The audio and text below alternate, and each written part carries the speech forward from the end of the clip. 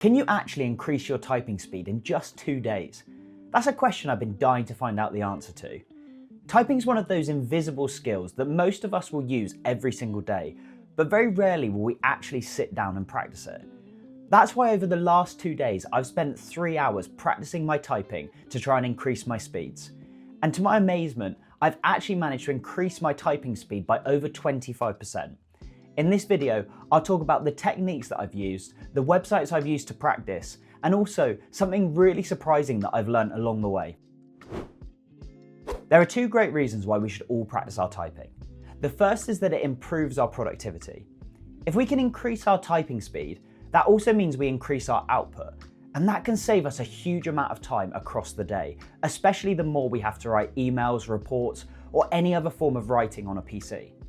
The next point is that it helps your creativity. If our hands can't keep up whilst typing with our brains, that can become a huge problem and actually break any creative flow that we can build. So what we want to do is make sure that our hands are typing at the same speed that our brains are thinking new ideas and thoughts.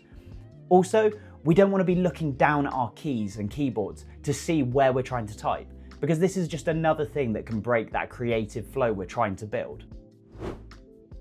When you consider the fastest typists, they'll typically be using a technique known as touch typing. Now, in its simplest form, touch typing is when you're using all of your fingers across the keyboard without having to look down at the keys as you're typing. Now, the 3 techniques I'm about to share with you all had the intention of trying to improve my touch typing ability, and I used all 3 of these whilst I was spending 3 hours practicing. So the first technique that I was trying to put into place was to get the correct resting finger position. Now, your hand should line up with your left finger on the F key here, and then your right forefinger on the J key over here. And what you'll notice that is on both of these, you've got a ridge at the bottom of basically any keyboard, and that essentially is guiding you back to the correct position. So your remaining fingers should then go across and give you perfect movement across the keyboard, like this. The next technique is to not look at the keyboard as you're typing. So something I find really useful is to actually stop this by using a towel, just something simple that you can place over your hands, and that will just block you from being able to see your hands on the keyboard. You'll see it in some of my practice clips that that's something I had to do on a couple of sessions, just simply because I felt that temptation to look down at the keys. The final technique I was trying to apply was to know keyboard shortcuts, and 2 that I learned during this were Option backspace to delete whole words, and then Command backspace to delete whole lines. I found the whole words deletion really useful to use. I'm going to start by doing a 60-second test on 10 fast fingers, and what that'll do is give me my word count per minute for typing. That'll be my baseline score moving forward. So what I'm hoping is that over the next 3 hours of practice, I'll see an improvement in this score for my final test at the end of day 2.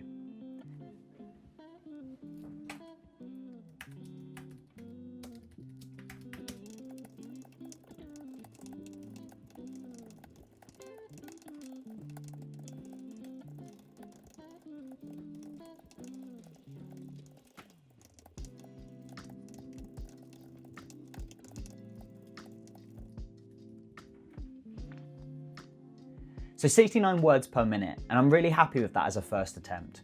When I looked into this before starting the challenge, it shows that 40 is considered an average typing speed.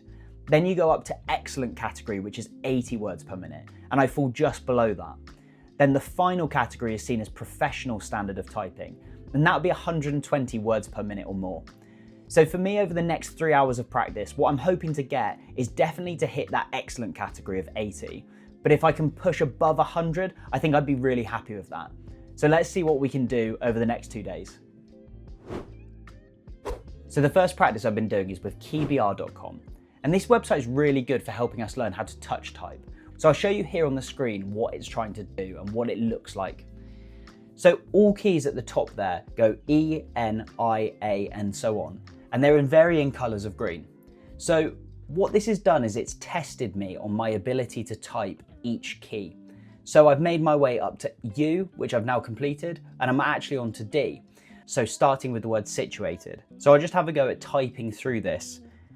And the focus really is positioning of our hands and trying to get your fingers used to tapping the right key. My next practice is going to be on monkeytype.com. And to add an extra challenge to this, I'm also putting a towel over my hands just to stop that temptation to look down and see where my fingers are trying to type. This is all a key part of making sure that we learn how to touch type by not having to look down to physically type what we want to. So we'll just take a look at the screen now to see what this website is all about. What I really like about monkeytype.com is that you follow the text typing your way through, and then it highlights in red any individual keys that you get incorrect.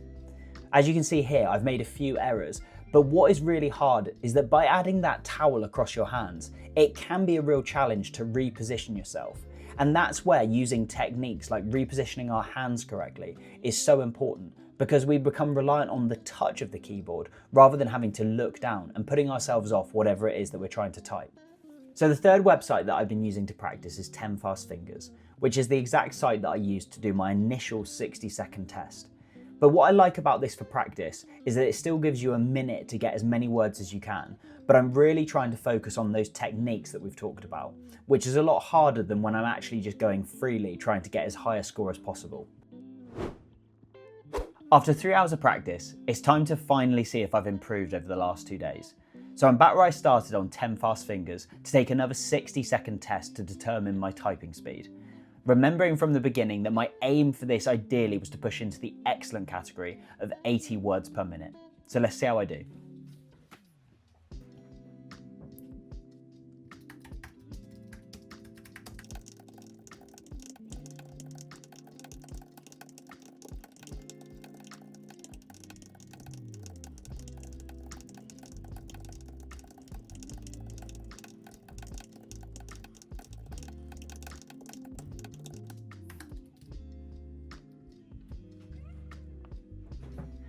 So there we go. I've actually managed to get it up to 88 words per minute, which is something I'm obviously massively happy about and actually quite surprised. I think one thing is that doing the training has really helped me. One thing I would say that I'm critical of there was I did feel myself still looking down at my keyboard quite a bit, but to get it up to 88 really does feel like quite an achievement. So I'm really happy with that. Over the last 2 days, it has been possible to increase my typing speed in what is a short window of time. But I don't feel like that tells the whole story. When I reviewed that final clip, I realized just how bad my technique actually was.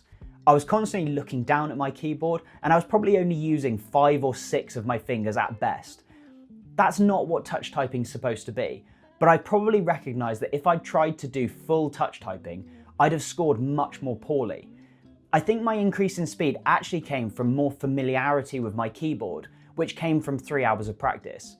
So there are things that this has improved, but also if you want to exceed probably speeds of 100 words per minute or more, that's where touch typing needs to come in. I'd love to hear how you get on with your own speed testing, so please let me know in the comments, like and subscribe. I'll see you next time.